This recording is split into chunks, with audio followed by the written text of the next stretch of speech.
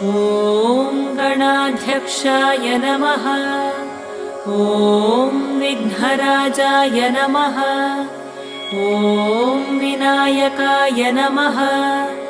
ॐ द्वैमातुराय नमः।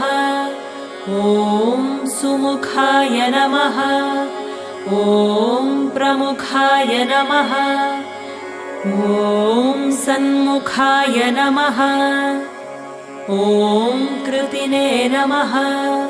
ॐ ज्ञानदीपाय नमः। ॐ सुखनिधये नमः। ॐ सुराध्यक्षाय नमः। ॐ सुरारिभिदे नमः।